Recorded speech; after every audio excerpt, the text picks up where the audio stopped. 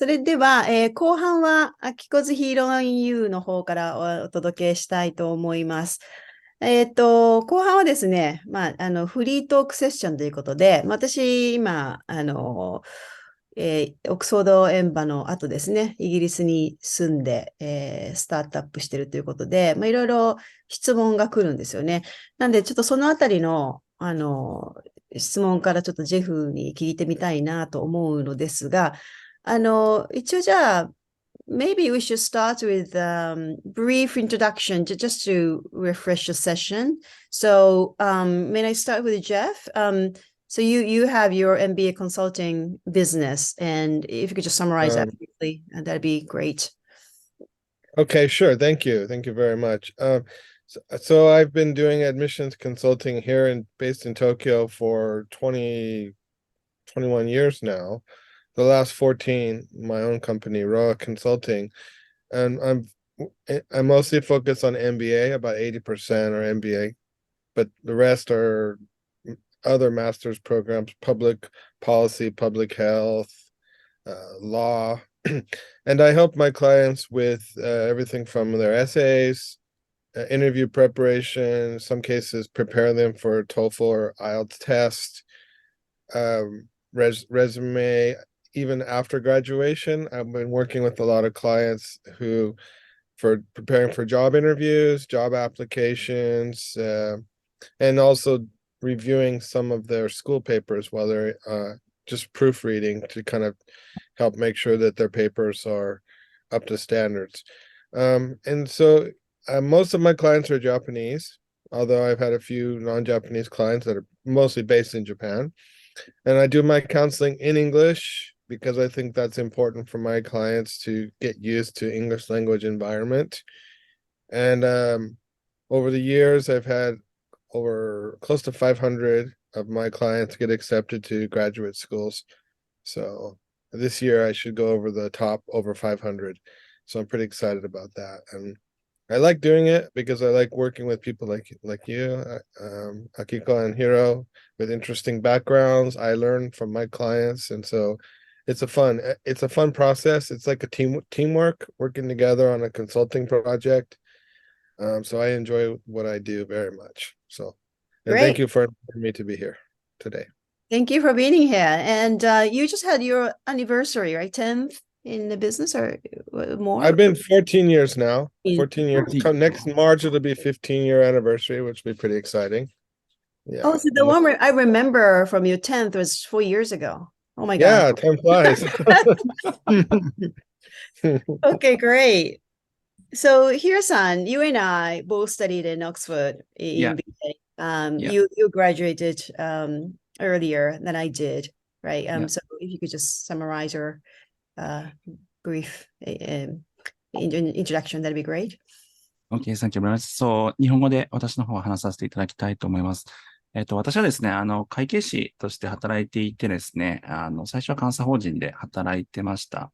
で、その後はですね、経理、外資系で、経理、財務、経営企画の業務をしていまして、その時にですね、ちょうどオックスフォードの EMBA プログラムに通っていました。でですね、その時からなので、もう2016年から、この MBA の留学、支援の、サービスを始めてたので、もう4、5、6、7年目とかですかね。意外と長い時間経ってるなっていうのが、改めて感じたんですけれど、今ですね、経理財務の仕事と、あとはその MBA のカウンセリングの仕事ですね。こちらの、二軸で、働いているという形になってます。ありがとうございます。ありがとうございます。So, we'll be speaking in a mixed language mode today, English and Japanese, and see how we communicate, right? So, let me just start with really the typical question that I received in the past, because since I graduated from Emba and live in Oxford and doing startup, there are people, the admission officers keep sending their inquiries. So there are lots of questions on requirements. And as people find out about, so this EMBA has some flexibility, right, over putting cases together, and you can get waivers. So, well, maybe you can start with this waiver thing in Emba, because there's no really, bright lines to see who is good, who may not pass the bar. I mean, given your experience, Jeff, is there a way, or you could tell this person will probably be good to pass, or if people come to you, you've seen 500 people, right? And you have a good sense of what are the waiver case may be accepted or not. Yes, that's, with executive MBA, the number of candidates are a lot smaller than the full-time program. So just the eligibility that makes it a smaller talent pool, or pool of applicants. And so there is more flexibility, and a lot of times decisions will be made on a individual basis, looking at a person's background. I would say, though, that it's hard to get into an executive MBA program without strong English skills, at least strong reading and writing skills. Speaking is important too, but even if they may have some flexibility on the TOEFL or IELTS score. I mean, I'm working with a person right now, and his level of English is so low that he needs to go to an intensive English school for like 3 months before he can even think about taking the IELTS test. The programs he's applying to will not accept him at his current English level.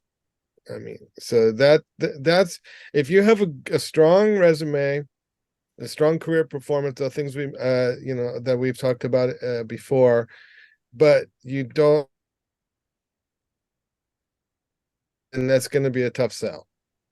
So that's where the video interviews, the online interviews, the alumni interviews, however, that's where they make that decision to decide whether or not to give waivers. In terms of like GMAT or GRE, a lot of schools are accepting the executive assessment test now, as you know, which is a much easier test. And actually, GMAT and GRE are both shortening their tests, because I think the schools are realizing that a lot of good candidates have missed opportunities because of those tests, that it's not the best measure of a person's ability in business school. But I would say, though, that there's no way getting around it. You have to have good English communication skills. And you probably know from your classroom experiences how much there's interactions. And if you can't communicate with your classmates, then it's a struggle. Yeah, so there was a recent case. The person came to me and asked if how easy or difficult to get the English waiver on Oxford Emba. And the reason why he's asking was he got a conditional acceptance. So something just like you mentioned, he had to just spend an intensive program to improve English. Have you seen that as often? People get a conditional acceptance. Yes, I've seen some programs that require you to go early to take summer classes, like pre-MBA courses. That's part of the condition. I've seen that. So that means people apply without having a full score make. So even though English score is not there yet, they just apply. It just happens. Yeah, that's right. Yeah, the scores is, they say this is, if you get in with a score below this level, you're required to take supplemental courses. And I have a really interesting case. I have a client who was actually admitted to a program, but he couldn't go because of for personal reasons. He asked for a 1-year deferral, and this program so normally we don't do deferrals, but they agreed, and they gave him a 1-year deferral, but they put on a condition that he had to get a competitive IELTS or TOEFL score. So they admitted him originally without that. But then I think from the conversations they had with him, they kind of had like second thoughts, almost as if to say, oh my goodness, I think his English wasn't good enough. So for him, it's a blessing that he didn't start the class this last year. He wasn't ready. from an English perspective, he was not ready. So he's been spending the last few months intensively studying English so that when he does, number one, get the competitive IELTS score he needs, and then secondly, he'll be able to get more benefit from the program. I really think that is something that I can't emphasize enough. The importance of being able to understand the lecture, communicate with your classmates, and keep up with the reading. So, and I'm sure you would attest to that, how important that is.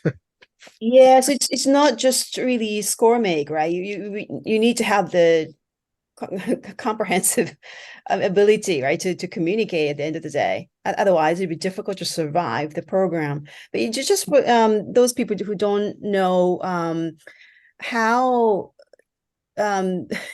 difficult to achieve the requirements, the English requirements in Oxford is extremely high, isn't it? It's a TOEIC, TOEFL 110, and in each section they have a minimum score, right? It's hard to achieve, and then IELTS 7.5 is also a tough one, right? And a lot of people find it, right? And each score has to be minimum 7. And so when you think about typical Japanese, English level, those who are from top schools still struggle, right? Oh yeah. Do you have the tendency or people to take an IELTS over TOEFL or TOEFL over IELTS, which is easier or more recommended for Japanese people? Well, from my experience, the candidates who have had it like overseas, they worked or they lived overseas, I think they're better off taking the IELTS test, because especially the speaking section is more like real. It's an interview. So if someone has really good communication skills, it's going to come across in the interview. Whereas with TOEFL, I've seen really good English communicators who struggle with the TOEFL speaking section, because you're listening in a headphone in a crowded room, and you have like a certain amount of time to come up with an answer. It's like a pressure. It's like giving a speech. It's not really communicating. So I think, but on the other hand, some candidates who maybe don't have the best English speaking skills, but they can prepare well for a test, then TOEFL is probably the better option for them. I see. Here's I remember talking about this when we first met in a restaurant where you pulled you out. Please share your experience. Yeah. We talked about this, and then there was one of the person who's in Tokyo University, and really, has also spent some years in Harvard, and even she had some struggles to score make on this one.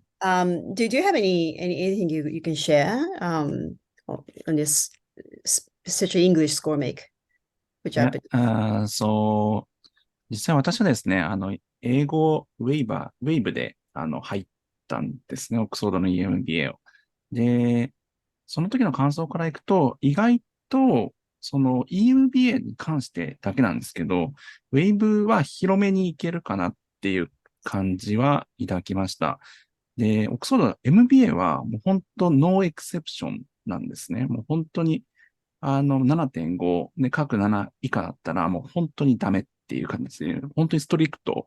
今はわかんないですけど、少なくとも5年前はそうだったんですけど、ただ EMBA は比較的その要件が緩くてですね、例えば私の場合ですと、私自身はですね、幼少期の帰国子女っていうのとですね、あと外資系に勤めてるっていうのと、あとはデロイト時代に外資系クライアントがあったっていうところの、この3点だけでですね、ウェーブを取ったっていうところがあったので、そこは比較的、ウェーブのところは緩いかなと思ってますが、ちょっとですね、気をつけていただきたいのはですね、そのウェーブするっていうのはですね、一方でそのデメリットもあるかなと思っていて、本来その授業についていけないレベルの英語力しかないのに、ウェーブが通っちゃうと、逆にその本人にとっては非常に悲劇的なことになりかねないかなと思っていて、なので仮にそのウェーブで通ったとしてもですね、基礎的な英語力っていうのは当然持ってないといけないかなっていうところが、ちょっとですね、思ったところではありました。そうですね。He just mentioned that there's a risk to get the successful waiver English, even if you pass it, and then you're going to struggle, right? So from a strategic point of view, Jeff, would you recommend that the people who who has everything else but English score, just go ahead and apply first, so you can at least have acceptance, when conditional. Or wait until everything gets complete. Yeah, it depends, especially if you're under a company deadline, you have to apply at a certain time period, then yeah, you definitely want to do that. And you just have to commit yourself to once you are admitted to not relax, continue studying and working hard. Right. Where someone gets admitted in March and then they kind of forget about English for the next 5 months, enjoying all of their goodbye parties and everything. So what happened once you're accepted and then tell school that, okay, I will be enrolled in this really intensive 3 months program, and you complete it and take the test and you're still not quite there yet? Would school be forgiving on that? Well, usually the test, the class itself is the condition. So you don't have to retake the test. As long as you complete the course and pass the course, you'll be admitted. Good news. Yeah. Like USC has a program like that they allow other schools too. So yeah, as long as you complete the course. I mean, in selective schools. I mean, have you heard about Oxford Emba does that? Not that I know of. Hiro, do you know about that? I don't have any experience where they got accepted a conditional admission and then they had to give a test score later. They could, from my experience, either it's a clear waiver or you have to have the score. Maybe you know some other cases. So my past experience, I did not have any student who passed the conditional one. So I cannot have answer about it. Unfortunately, yeah. That's what I'm saying too. I mean, so there probably aren't many at Oxford. Yeah, and the one thing I can tell is that once you're in and the first module starts, it's all about discussions, right? There's no like sit down lecture like typical Japanese university, right? So you are really expected to be speaking up and but I also have to tell you this. I spent 10 years in the States and I had no issues with communicating with people around me at work. But then some reasons, first few months in Emba classes, I struggle just to comprehend what people are talking about, because I think maybe European accents, British the professors having some unique intonation. I don't even know why I didn't get it. So even if you're pretty comfortable with your English level, it can be quite tough. You get over it in time, but then it was pretty tough. And so let me just move on to next questions. So yeah, maybe I also touched upon this earlier. So lots of people come to you, Jeff, for consultation and MBA. How accurately or comfortably you could tell this person is in a range of acceptance, when people share their experience and then the background, right? And I'm thinking about applying for these schools, like set of schools. You're like, oh, there's no way for this person to get in, or this is the rescue project, or would there be a case where you thought, oh, there's no hope for this person, but then it turned out to be a big surprise, or anything you could share on this front? Sure, that's a great question. Usually within about 1 hour of meeting a client, I can tell if they're ready for this year or if it's something that they need more time to really prepare. I can also see if a candidate has an opportunity for a top elite school, or they should be more focused on lower ranked schools. English is one factor, of course, but English can be overcome. I've worked with many clients when they first start working with me, their English level is low, but they work really hard and raise their English skills. Like how low? Like IELTS 4 can be 7.5 in like how many years? I've seen clients go from 5 to 7 in 1 year. Wow. Mm. That's It's significant. really intensive study. You know, a lot of times they're company sponsored, and sometimes their company gives them time off to study. But besides the English, the other factors are the career performance. You know, how not just what kind of company they're working for, but what their job responsibilities are. The university they went to is important, of course. As undergrad university, grade point average is important, less important for the executive MBA programs. There's more focus on the career. That's a great. Yeah, you're right. Yes, I'm working with clients all the time with sub 3 GPAs that are still getting into good schools because of their careers. So yeah, I can tell pretty quickly if somebody has a chance for a top school.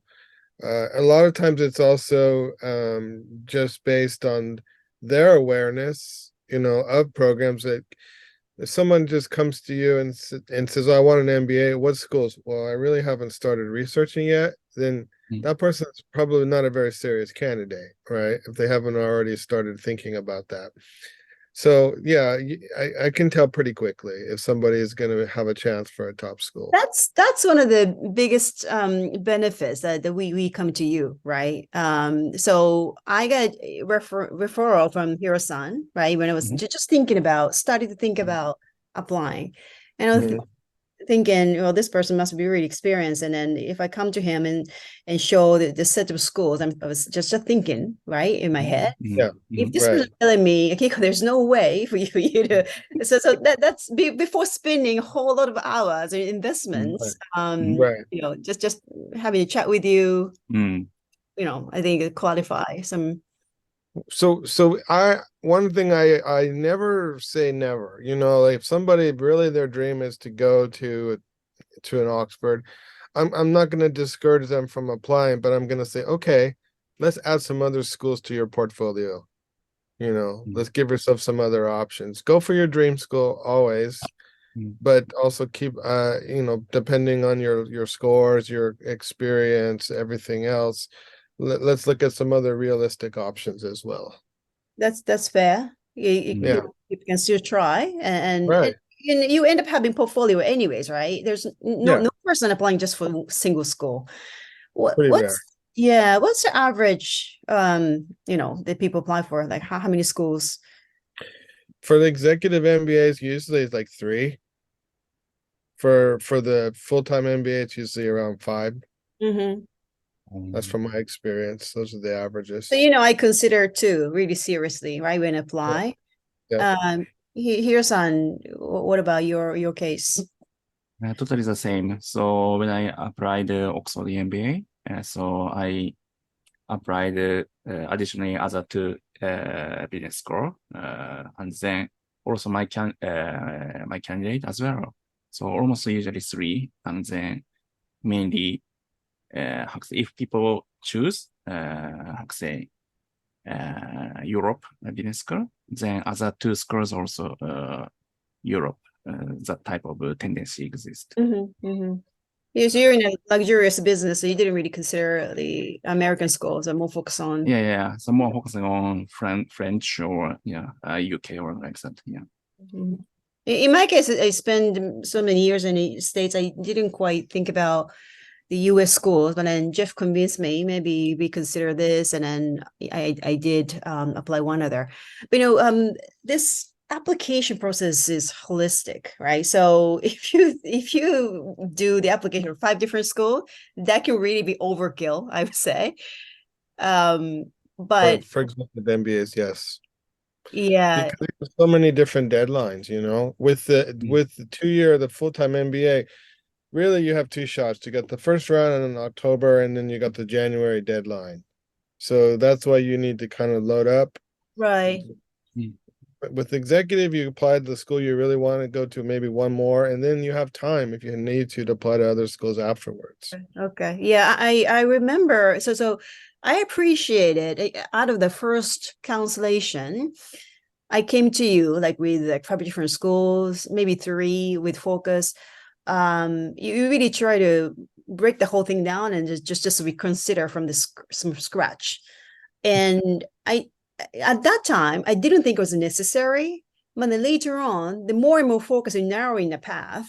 So just having the process, the free thinking of what you could really apply, given the timing, and then so I included a bunch of US schools, and you actually sent me to information sessions, right? There's several ones. I'm glad I did that because the down the road, I could think, okay, I did that and I pinned it down. So I was more comfortable. But then once you focus on 2 or 3 schools, each school application, a set of questions, set of requirements, is really came with lots of variations. So there's a limit how much you can keep up, right?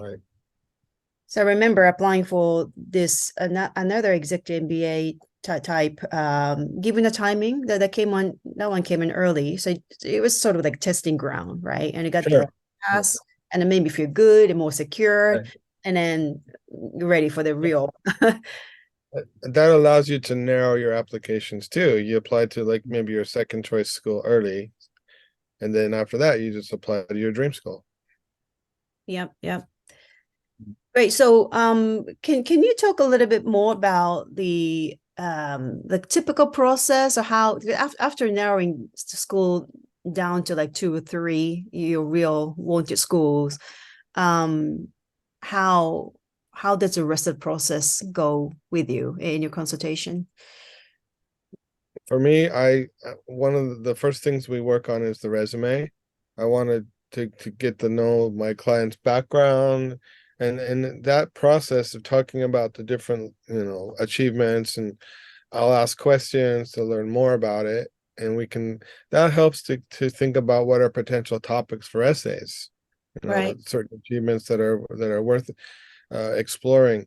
And my preferred approach is to just do one school at a time, complete the complete application for that school. Never copy answers, right? Right. Well, I mean, there are some cases where you move to the next school and maybe the recommendations, for example, are quite similar. So some of that can be recycled, and parts of the goals essays can possibly be, recycled if your goals are not going to change so much from school to school. But then, a lot of, like you said, there's a lot of original content. But I just I always look at each application as a complete entity, and I want to like review it from start to finish. And I think if you try to do too many schools at once, you lose the kind of control and continuity. So I like to just, some cases, maybe this happened with you, where we come up with some new ideas for your goals, expanding. Maybe we go back to that first essay at first school and maybe make some changes to it based on some new discussion, brainstorming that we had. But on the most part, I like to do a complete package and then move on to the next. And a lot of it comes based on the client's availability, obligations, family obligations, work obligations, and I just try to give deadlines. What I like to do is give homework. Okay, I want you to send me this essay by the certain date, and so we can so that gives them a target. It's a long, painful process. I mean, you could try to enjoy it, and it makes it linear, but then it's really a lot of things happening, right? But while you're think about essay, you need to work on your English test and in EA or GMAT, lots of multitasking. So here's some. So you're also giving MBA advice, right? Your new business. Would you like to collaborate on how you're? So for 僕のケースはですね、まず最初に、そこはジェフと同じだったんですけど、第一ステップはやはり、レジュメですね。ここからスタートしてます。で、ここを、かなり力を入れて、一緒に作っていくことで、その合格可能性じゃないですけど、とか、イングリッシュスキルとかも、その過程で分かっていくので、そこで、どの程度のレベルなのかっていうのを見てからですね。で、私の場合はですね、もし2校以上、出願している場合、予定している場合はですね、2校目に本命を持ってきてました。で、さっきのジェフの話もちょっとあったんですけど、やっぱり、2校目の、なんでしょうね、こうディスカッションしてるときに、ここ、もっとあったよね、みたいに、やっぱり戻ってきちゃうことがあるんですよね。で、そういったときに、やはり1校目に本命持ってくると、なかなかちょっとそこの、なんでしょうね、煮詰まった感じで作っていくのは、やっぱり難しかったっていうのが結構経験ではあったので、そこは若干違ったかなっていうのはありました。で、いずれにしろですね、英語のところは、もう CV のレジュメの段階からですね、足りなそうであれば、もう、英語力っていうところは、もう取り掛かってもらってました。で、GMAT のところは、正直後回しにしてましたね。アキコさんもご存知の通り、その EMBA の場合って、その GMAT のスコアが、なんでしょう、厳密にこう求められるっていう感じではないので、それよりもその職歴とか、アピールできるところを、アピールしていって、ウェーブを狙いに行くみたいな、そんな感じで進めてましたね。なるほど、なるほど。So, Jeff, you're saying earlier that the number of people who consider and apply for EMBA is much smaller as a pool, right? Yes. And almost everybody whose questions are redirected to me as a Emba applicant for Japanese, almost all the cases they pass. And I've been wondering what and at the same time I hear the acceptance is really severe. Is that I'm wondering it's because of this screening of the admission office. People come to the office can apply. They may say you may not be able to apply, or why I think is it so high? yeah, part of it's self-selection. The students, I mean, the majority of my EMBA clients, they're sponsored by somebody, their company. So that right there is a screening. The schools know that this person is backed by their company, so that must be a high achiever. Also, I mean, there are multiple programs, so I don't know if everyone gets into their top choice school. They can get into a program, a good program, but maybe not the first choice. So I have heard of some EMBA candidates who didn't get into certain schools, and part of that was because they didn't have the English requirement and they couldn't get a waiver, just wasn't close enough. But yeah, I think one of the reasons is for somebody to be at the level of applying for an executive MBA, they have had a certain level of success in their career, and also the company, usually company backing, and then also, and so it's not like something you do on a whim. As you know, it takes a lot of time and effort. For sure. So the candidates who apply for it, they are, already pretty, on the most case, strong candidates. Like that, especially the ones that you've spoken to. The fact that they're doing the research, that they're reaching out to the schools, they're trying to speak with alumni, that in itself shows you that they're good candidates. Just the effort that they're putting into the process. So I think you're meeting the cream of the crop. Yeah, so have you seen cases where people come to you and say, I want to apply for Harvard? And say, nah, I'm not sure. And then people actually go to the admission office and told not to apply? More like I've had more cases where they just tell me I don't want to try for Harvard. they don't want to. I want to focus on Harvard this being an example, but top or choice. some other school. Yeah. Some other school. For some reason they don't have an interest. But it's in terms of contacting this. Well, yes, okay. The best example is MIT, the Sloan Fellows Program. They really are strict about the 10-year requirement. About you should have at least 10 years, but they also do a pre-screening where you submit a form with your resume and other pieces of information, and they will tell you, yes, we think you should try, or no, we don't think you're going to be a good candidate. So MIT does that for their Sloan Fellows 1-year quasi-executive MBA program. And I think, and also I was mentioning before about my client who doesn't have a bachelor's, but he's still applying. And what we did from the very beginning, before we even spend a minute working on applications, I said, let's contact each of the schools that you're interested in. And I helped him to create a kind of a letter, say, hey, here's my background. As you can see, I've had all these achievements, started these companies. However, I went to college for 4.5 years, but I didn't finish. Is it possible? We reached out to 6 schools. 2 said, nope, not a chance. You have to have a bachelor's. And then, but 4 said, yeah, we'll look at you. We look at the whole thing. It's inclusive. So that in itself reduces the chances of him being rejected, right? Because he knows that the schools that he's applying to, he has at least a chance. And the process of reaching out and talking to the school, it really does help, especially in an executive MBA type of program when there's so few students that are applying. If you can show your passion, your commitment, that can really help you a lot as well.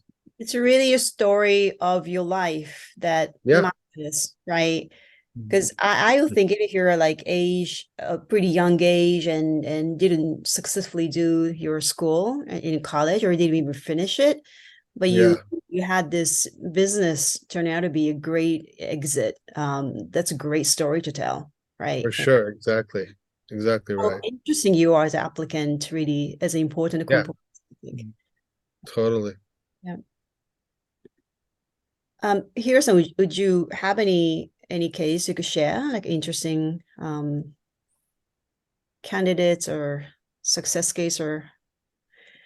So, one interesting candidate is about 日本酒のスタートアップをやってる会社があったんです。に勤めてらっしゃる方がいたんですけど、そこの代表ですね。で、やっぱりそこがやっぱりすごい刺さったみたいでですね、アドミッションの方から。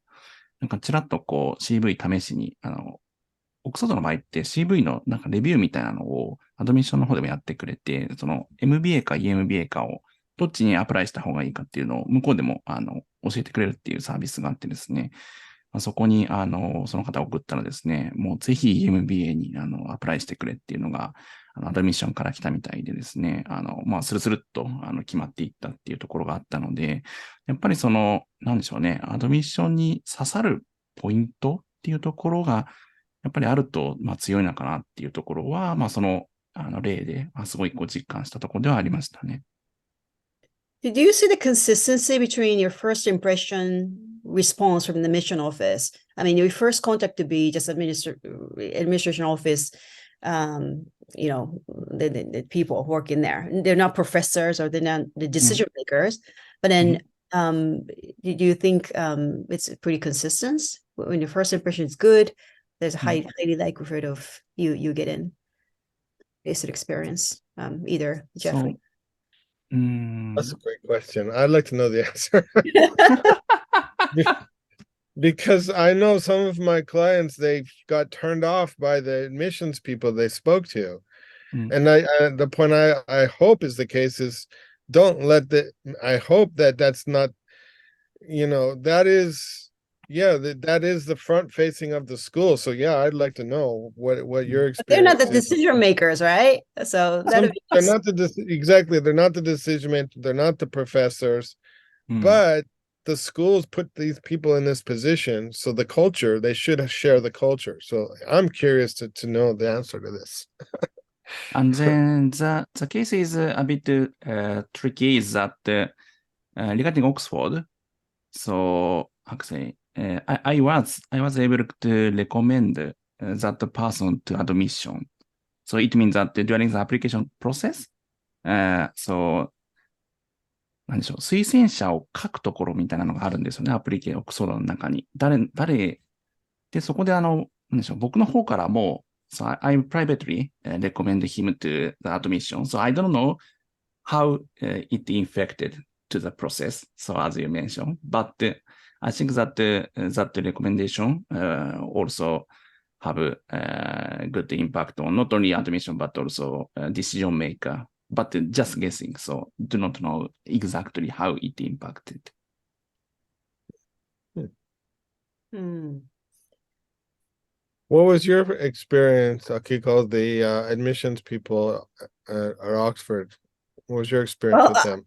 I'm old, right? So I was old when the time I applied, as I sent in my CV, which came out as a pretty good work record, I would say, and they loved it, and they said you should apply. And my question to them was, am I too old to be considered? I said, no, you just apply. So I did. So that was pretty consistent based on my one case. But something you mentioned, Jeff, so even though you may receive some not a super positive or even negative response for the first reaction, you could still apply if you want to, right? They don't make a final call. Right. They're not the ones that are going to be teaching you. You won't have much exposure to them after you get past that stage. But yeah, if I think it's more important to meet current students, and if you can talk to alumni as well, then you'll get a much better impression. Yeah, I think speaking to alumni is a great source of information, not just the acceptance, but then the overall experience. Once you're in, are you going to like it? So they'll share, right? Definitely. So the application process, I really want to hear about this. ChatGPT, when the 3.5 was around, I was hearing that the bottom 10% of the Japanese law school, what do you call it, the Shihoshiken, the bar exam. But then GPT-4 is now like top 10% of those passing grade. So the improvements are significant.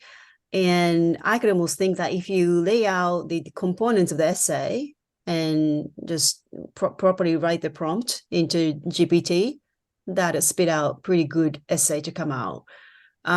So I'm really keen to finding out, Jeff. Do you think this is a formidable tool to take away some of what you do, or I was worried about that. Maybe version 5, but right now I'm not that worried because I've actually had clients who've submitted to me their draft essays, and I could tell right away this is ChatGPT. I mean, it's so obvious because the grammar is perfect, that part's great, but they tend to be repetitive, they tend to be general, and they don't have that personal feel. You can tell that it's written by a bot, not a human. And there's schools that are putting together software now that they can detect this. They can tell. So, I mean, there is some usefulness for this tool in terms of like maybe for checking the grammar, but I think that it's not going to give that human factor. It's not going to be able to show your inspiration, the motivation behind your goals. It won't create the very specific reasons why you want to attend this school, the personal backgrounds. So I think it's a decent, like maybe for a rough draft, but it's not going to be accepted by the schools. The schools will be detecting it. They'll tell right away, now this is ChatGPT. So do you need some human interaction? I think still we're at that. I think my job's safe for now. So let me be a devil's advocate just for a second. That's fine. Sure. I'm pretty sure that given the technological advancement as of today, we could sort of tell, like, it's kind of superficial, it's kind of lengthy, it's a super polite, it's super maybe overly correct, right? So some funniness around that the whole finish. But then what's the benefit of getting this human MBA consultant involved in the process? First is the brainstorming, talking about your goals. What is it that you want to do? Coming up with ideas, topics, like helping pick which achievement is the best achievement to write about that shows leadership or that shows resiliency or good teamwork. And that kind of thing you can't plug into ChatGPT. It's based on Sure. conversations, getting to know the person. And then it's just like helping to make an essay humanized, so they can show your personality, show your character. And when you put it through the ChatGPT, it spits out generic, non-personality driven, and uses words that sound great, but these are words that a lot of native English speakers don't even use. It's fake. So yeah, you get I think that a counselor can help a candidate, think deep and kind of find ideas within themselves. I mean, just an example, I was working with one client, talking about her long-term goal, and I made a suggestion. She thought maybe this role. I said, well, what about this? And she's like, oh, I never thought about that. I didn't even know that role existed.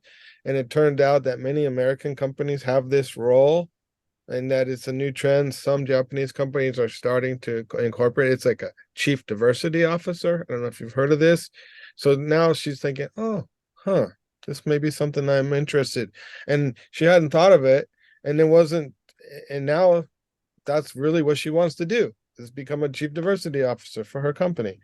So those kind of things you only get through communication, just like you get in your classroom discussions with your classmates, the interactions building on each other. And with a human, there's an iterative process. It's a back and forth, a give and take, addition, and what about this? How about that? So hopefully that makes sense to you. Yeah, of course. And an essay, like I said, just being a devil's advocate, I Sure. think it is substitute what you are providing. Firstly, it doesn't help you to go out of your box, right? And it doesn't never give you the content, right? And earlier in the first part of this program, you're talking about how each piece of the application, not just essay needs to talk to the letter recommendation, essay needs to talk to your footprints and your CV. Everything is just an integrated part of your application, telling the whole story about who you are, what you want. Yeah. But putting this technology in the context of the Japanese as a non-native speaker of English, used to leverage, shorten the time to write a good essay. I remember, Jeff, you're saying about this,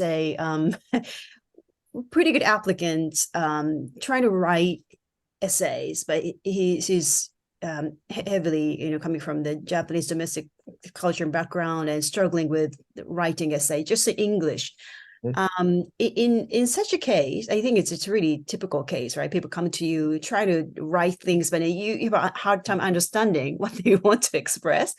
Would you like to get whatever the original thing that you write, or at least process once in a GPT or something that at least makes sense to you? Yeah, that's a good question. So I've had the one who was through ChatGPT, what he did was he wrote it in Japanese, and then he ran it through ChatGPT to translate it. And it's, even though those were his original ideas, it still didn't have any personality, and so it lost the personal touch. And but yeah, I think that, if you're going to be studying in English, I think the best thing to do is get into the habit of writing the first draft in English as much as you can. And it's tough. It's a struggle. I remember one client said to me, if I have trouble expressing myself in English, can I use Japanese? I say, well, you could, but what are you going to do next year when you're at business school? People worry about writing essays, but you still have to read a lot and discuss. Right. Yeah. Right. So it's a struggle now. Wouldn't you rather struggle now? It's not gonna affect your grade, than struggle next year. But yeah, And what I found, to tell you the truth, is that when my clients write essays, even if it's not perfect English, the message is so much clearer than if they run it through some kind of soft translation software. You can you can sense the heart, the passion, the motivation. It really comes across. You don't have to have great high level English. You don't have to use sophisticated words. You can really paint a good picture of your personality, your image with basic English. It's just, it's how you describe it, the action, the thing, what you're thinking, what you're feeling, what you did and there's enough. You don't need to have a super huge vocabulary to be able to express yourself effectively. So you don't From need my experience. Yeah. I've had clients whose essays, they don't use a lot of big words, but they still can say a lot in an effective way, just because it's well organized. They talk about specific courses they want to take. They clearly talk about their experience, good action verbs, adjectives, but not flashy adjectives, just the facts. And you can really make a nice essay. Because I remember one guy said to me, "Aren't you worried that all of your clients' essays are going to look exactly the same?" And I said, "That's impossible, because all of my clients have different levels of English, and they have different ideas, they have different backgrounds, different passions, different motivations. I might help them and make them more clear and easier to be understood by the schools, but still the fundamental ideas really need to come from the individuals." Yes. I see. So this topic is quite interesting, and I think using ChatGPT or similar generative technology has to come with certain sophistication on the user side, right? So you can't just put Japanese and then take the end product, output, and then take it onto the essay or anything you want to put your name on, because that's dangerous.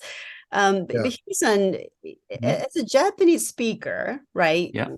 The struggles to deal with the English language, which is completely different from Japanese. I still see some use of it, right, in this the school application field. Of course, it cannot be the final thing, right? But you think it's useful if people smartly leverage that when they write up something for the school application? So, do you mean that generative AI is useful for the application? So the difference I see between you and Jeff is that when people come to you writing something in the original Japanese, you get to see it, right? And this needs to be put into English.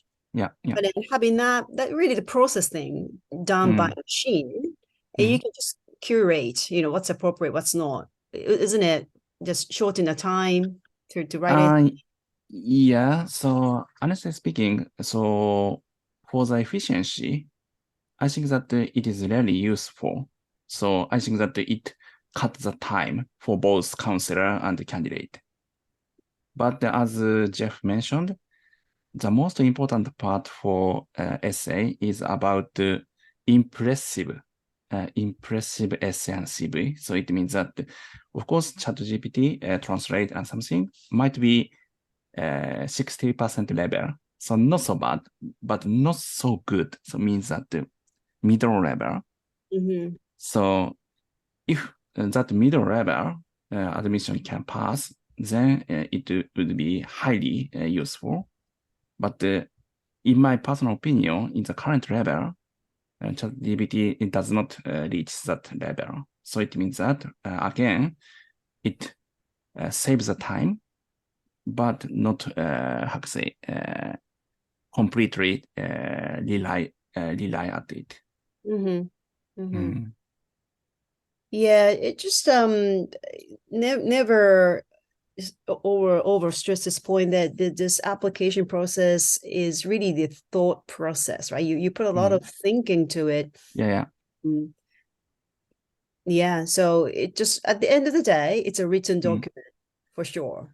But how much depth and thinking went into it. It really matters. People can tell. I don't know why the ChatGPT text looks so superficial and it's lost, passion gets lost, and it just funny phenomenon.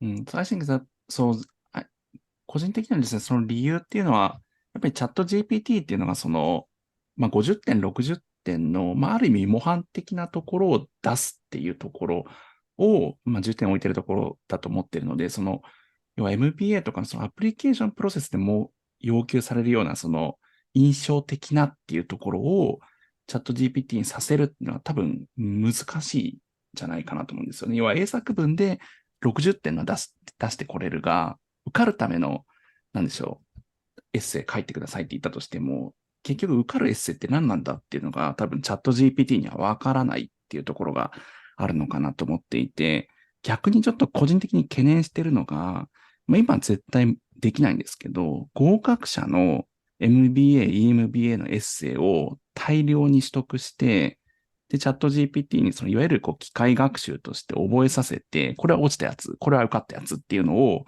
完全に覚えさせることができたとしたら、ちょっとそこはカウンセラーとしては脅威かなと思ってますね。そのレベルまで来てしまうと、もしかすると受かりやすいエッセイっていうのが、チャット GPT レベルでもできてしまうっていうところは、そうですね、ちょっと。processing work, but then still, what's unique to you is to be there, right? Yeah, that's right. Right.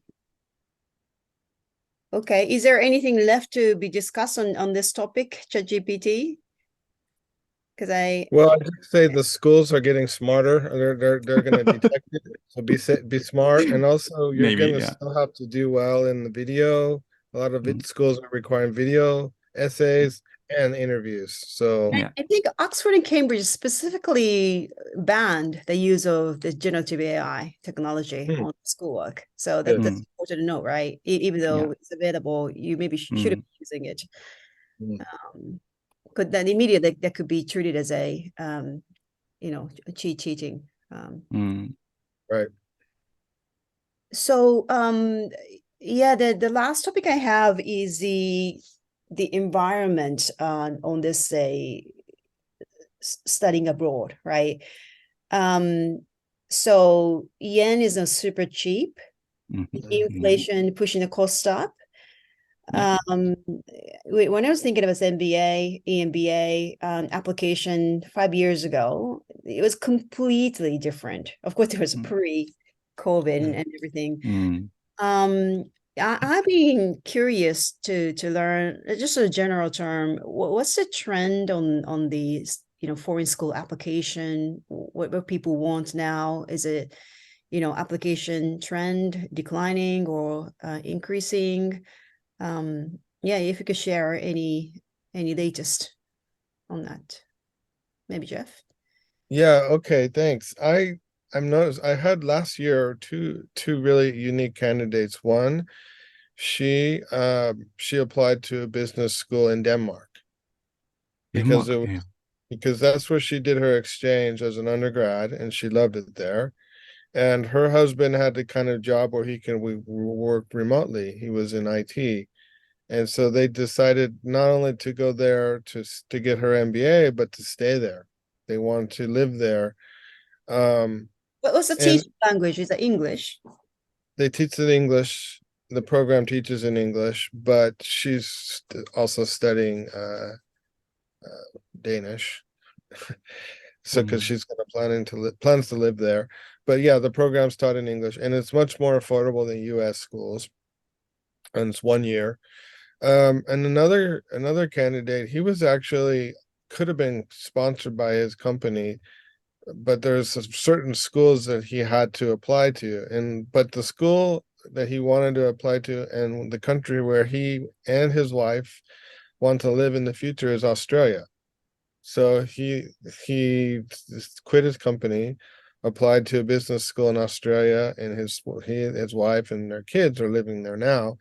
And his goal is to stay there and work after he graduates, basically immigrating to Australia. So those are two kind of examples.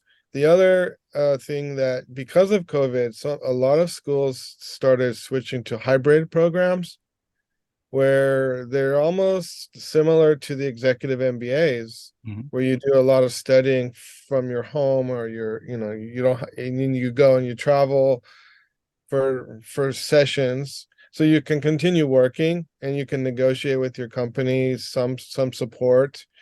Professors want to stay home. Yeah, right. Yeah, right. So there's that, and I'm also seeing a lot more candidates applying to European schools. But I don't know if they've changed it, but there was a thing in the news a few weeks ago. The UK was passing a law that says that graduate students can no longer get visas for their family. I don't know if that's gone through yet, but the head of the person in charge of that in the government proposed that. And so I had some clients who were looking at London Business School and Oxford. They said, nope, I can't go. I can't bring my spouse. So there's instead looking to Spanish business schools are becoming more attractive. That hasn't certainly come through this April revision. They changed the immigration law in the UK every spring. So maybe law pass and then I think subsequent pieces. It said by January 24. That's supposedly when it comes into effect. But I don't know if it's official yet. I just was in the news and I read about it, and some of my candidates were like, no, I don't think I'm going to apply there, because if you can't bring your spouse or your kids, that's going to cause a problem. So I have to say that more and more of my clients are applying to non-US schools, because that's where the inflation's the worst, or the exchange rate's the worst. Some of the European programs are a lot more reasonably priced. Sorry. Yeah. The hybrid programs are attractive too. Oh, that's right, online, partially or fully. So if my memory serves, your LinkedIn post a few weeks ago, so you were saying that lots of Asian schools now attracting applicants. Like decades ago, it was mostly US, but then my clients are applying to schools in Singapore and Hong Kong and Australia, Denmark, Spain, Portugal. Canada, it's another country. I have a client this year. He's only interested in Canadian schools. Canadian schools, I mean, Canada is known for pretty favorable settlement schemes and visa scheme, right? So yes, and they have a lot fewer guns in America too. That's another factor. Safety, better healthcare system as well. As well, that's right. I see. Interesting. Do you see any difference in trend in Hiro-san? そうですね。や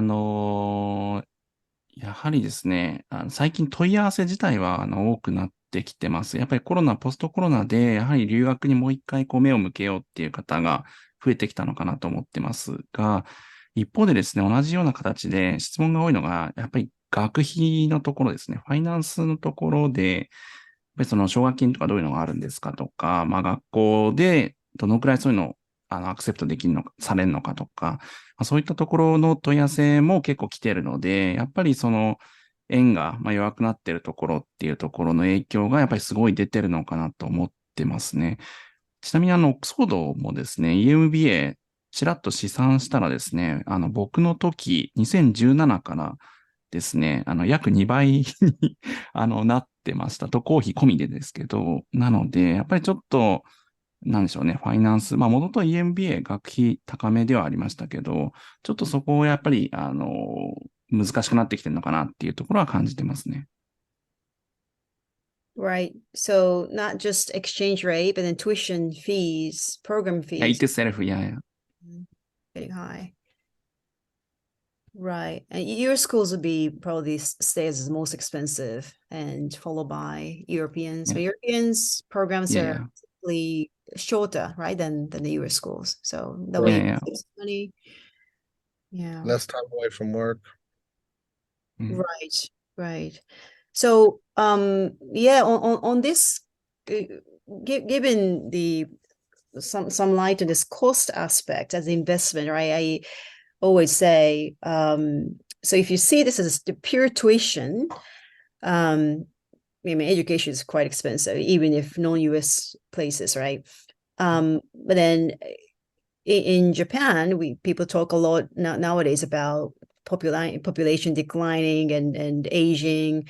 And there is I think people are really concerned about how children, the younger generation, should be educated. Even if they end up in a top school in Japan, if they are not able to speak Japanese, I mean, English, never had any real interaction with people outside of Japan, that's not good, right? And that could be prerequisite for getting a great job and when they become adults. So if you, as a parent, could pivot your career, maybe have this ticket to study abroad 1 year, 2 years, and then take in your family and have them exposure to foreign experience, and then a chance to learn and touch upon the diversity, which is really, really hard to get in Japan. I think it's really, the cost could justify still.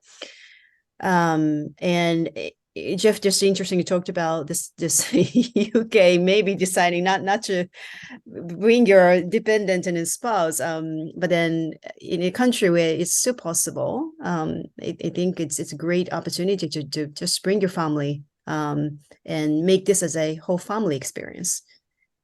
That's a great point. You hit it, because one of my clients last year, he was like at an age in his like 33, 34, where most cases he would want to go to a 1-year program, maybe like a Stanford MSX or a European school like INSEAD, and come back.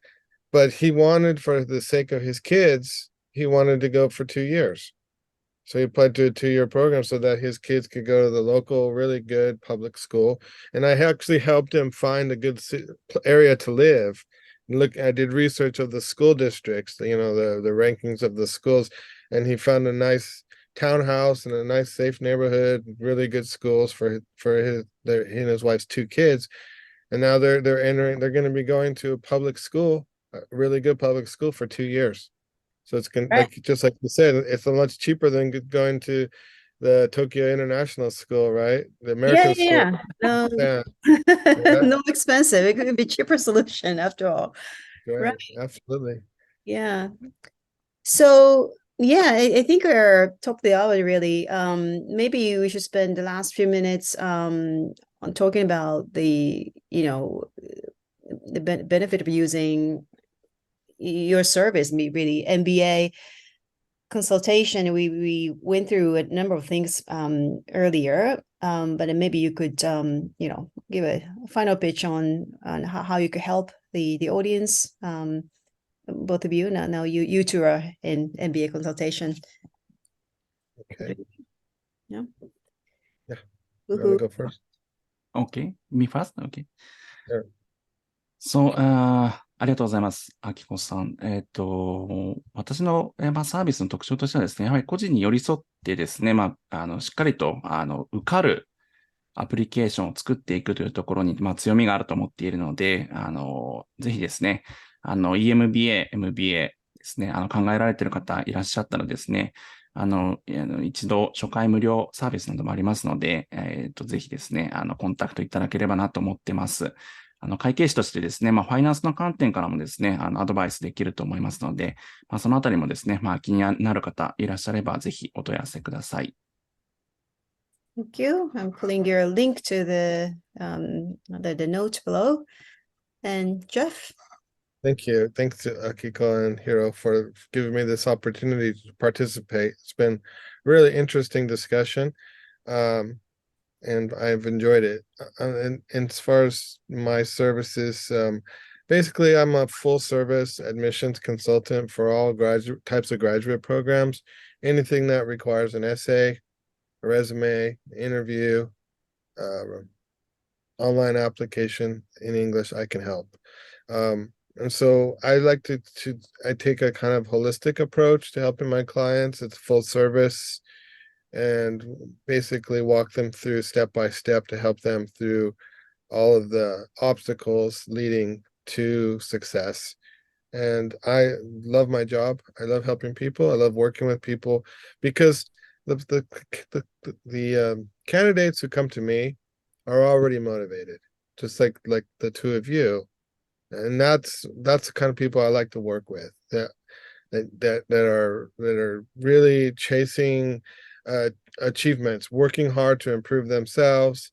And also, not only that, like both of you have kinds of post MBA jobs where you want to help people, and that makes my job even more rewarding.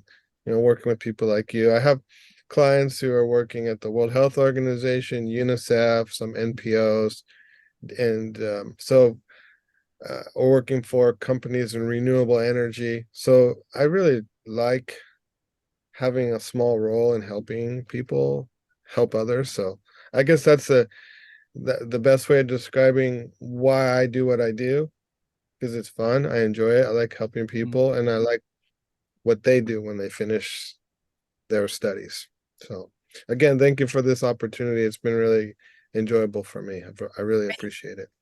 Thank you so much for your time today. Let me just say, there's a advisor, so both myself and Hiro-san went to Jeff to get this whole experience opened up, and I can see how life-changing this experience. And Jeff, you certainly play a big role in that, even though both of us may have been talking about the Oxford Emba in the beginning, but then how you help us through think about a whole life. And I think you have all my secrets now, because you have to discuss a lot of things, right? How much you have to reveal, to advisor. And I jokingly throw this topic in the ChatGPT. It's never ever going to replace the whole the process discussions. It's really the dialogue you exchange with the advisor to find about yourself, and then self-awareness, and just to see yourself from different angle, different perspective. And things like you never think it's really worth noting in application can be actually found really valuable from the other end. And it's really important to get the advisor involved, and not just writing essay, but think through the whole process and reconfirm your ambition, and just only an extension of how hard you try. The things that you can take out from the end of the tunnel is there. It's a big gift, right? And until you open it up, you don't know what's in there. So I'm now involved in this startup in a foreign land, and everything is harder. I wish I were in Japan. It's a lot easier to borrow money. I have a network, but I believe my market is here in the UK. So that's really kept me going. And all the networks that I've, with you, Jeff, Hiro-san, and a bunch of others through the Emba journey supports what I do.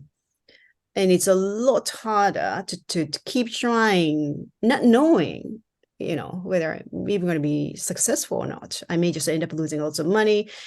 But then this whole experience, like day by day, week by week, year in year, you progress, and just coming to confirm that after trying so hard, it's just not impossible not having anything left, right? There should be some winning things. So I think to me, there's a whole benefits of this experience, and I really appreciate you, Hiro-san, put us together. So thank you so much. Thank you very much. That's inspire me, and it's why I love what I do, helping people like you. Really, thank you so much. Great job. Thank you very much. Yeah, Great. I really appreciate. Yeah. Thank you so much. Yeah. Okay, And I put all the links that's necessary for everybody, audience, to contact us. So stay connected. Okay. Thank you very much. Thank you Yeah. much. Thank you. Bye. Thank you. Bye. Bye.